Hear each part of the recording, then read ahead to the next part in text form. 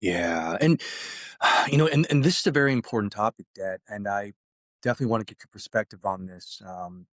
Is just overall how you properly set up and configure the architecture, for example. Everything from obviously model selection can retries affect cost, prompt length can affect cost, Yeah, yeah. verbose output can affect cost. I mean, there's so many different little things that a lot of these organizations are not quite cognizant yet about, and why the architecture of design as far as putting these systems together is so critical. Like you were saying, we have to make sure that people out there, enterprises, understand that by just throwing up a chatbot, that's not your AI strategy. We talked about this. We were talking about That's not, about yeah.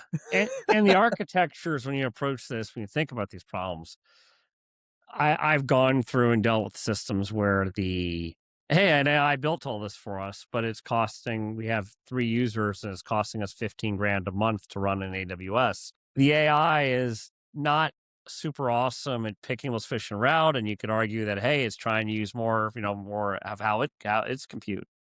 But I think it's really important that that is part of the discussion. I think if you look at cloud spend in general, organizations for all these software service platforms, cloud hosting, they were sold on the immediate savings of, hey, it's cloud spend. And, I've been in leadership roles in organizations where we had 7 figures a month cloud spend. And there's a tipping point where when does it make sense for me to build my own data center?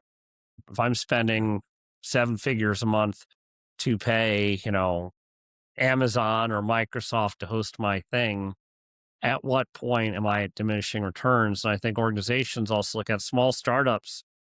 Small startups are running up AWS bills and that are healthy 5 figures. And that kind of shift, I think that being smart about that is that you need to think about that out of the gate. And I think that's the token discussion here is out of the gate. You're going to be spending money. How are you using it? Are you using this in a fashion that makes sense? And not doing things strictly for the technologist's sake that, hey, we want to do it this way. What's the most cost effective way I can deliver this solution? And it's almost like if we talk about, hey, the AI 101 class, the AI, 201, it's an AI 301 class kind of question when it comes to AI in the enterprise. But you're already seeing organizations figure this out because they have to. They have yeah, to figure out the most cost-effective way to do this. And back when DeepSeek landed, I had a friend with their firm.